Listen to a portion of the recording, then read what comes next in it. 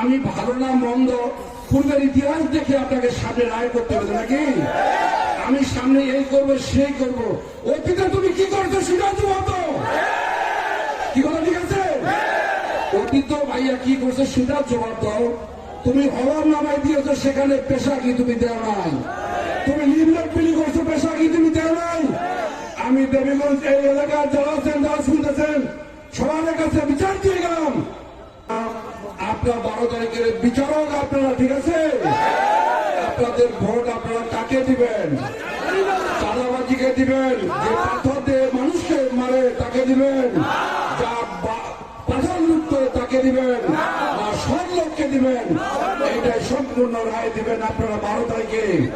আমি কথা দিয়ে যাচ্ছি, আমাদের কেন্দ্র আমিরের নির্দেশ, কেন্দ্র আমির প্রতিশ্রুতি দিয়েছে যে আমরা যদি ক্ষমতা আসি, সর্বপ্রথম আপনারা যুবক যারা লেখাপড়া শেষ করার পর সার্টিফিকেট হাতে পাই, তাকে আমরা চাকরি দেওয়ার ব্যবস্থা করবো ইনশাআল্লাহ।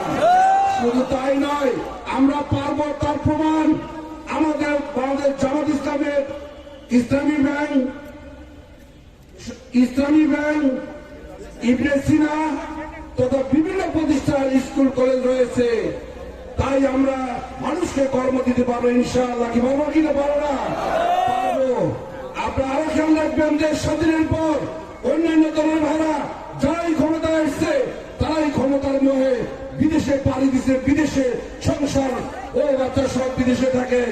আলহামদুলিল্লাহ, আমি দৃঢ়তার সাথে বলতে চাই, আমরা যারা জামাত ইসলাম করি তারা আমরা দেশাত্মবোধে বিদেশে পাড়ি দিই না, কি দিচ্ছি? আমরা দেশের জন্য, আপনারা খেয়াল রাখবেন, যখন এই বন্যা, আমিরে জামাত মানবতার ফেরিওয়ালা এক বুক পানি নিয়ে ত্রাণ সামগ্রী দেয়, আর অন্য দলের সরকার বাদী প্রধানমন্ত্রী সাহেব ত্রাণ দেয় হেলিকপ্টারে, সেই হেলিকপ্টার ত্রাণ নিতে যায়, মানুষ মারা যায়। এই হলো তাদের আমাদের মধ্যে পার্থক্য। তাই এবার সারা বাংলাদেশের গণজোয়ার, যে আমরা সব দলকে দেখছি, এবার আমরা দাঁড়িপাল্লাকে দেখতে চাই। আমি কথা দিয়ে যাচ্ছি, আল্লাহ যদি আমাকে কবুল করায়, আপনারা ব্যবসায়ী ভাইরা হাটশোতে একটা মিটিং করে দিয়েছেন, সেখানে আমি অন্তর দিয়ে কান্না করছি। আজকেও আমি কান্না করতেছি বারবার। আর বুঝতে দিতে পারি না যে এত মানুষ পাগল লেগেছে, কি কারণ? আপনারা দোয়া করবেন ইনশাআল্লাহ। আমি আপনাদের আমানত, ভোট একটা আমানত, আমার দ্বারা আমাদের চুল পরিবার খেয়াল ধরবে না ইনশাআল্লাহ। দোয়া করবেন। আমি দল বুঝি না, দল বল নির্বিশেষে সবাই এক হয়ে আমরা এই দেশ তথা পঞ্চগড় 2 আসন প্রধানক দেবীগঞ্জ আমরা গঠন করতে চাই। আর আমি কথা দিচ্ছি, আমি আল্লাহ যদি কবুল করায়, আমি যদি এমপি হই, আমার আমিরে জামাতের যে প্রতিশ্রুতি, আমি আমার ব্যক্তিগত আরো বেশি প্রতিশ্রুতি দিয়ে গেলাম। সম্মানী ভাতা যা কিছু পাবো আমি সব অসহায় গরিবদের মাঝে মিলে দিয়ে যাবো ইনশাআল্লাহ।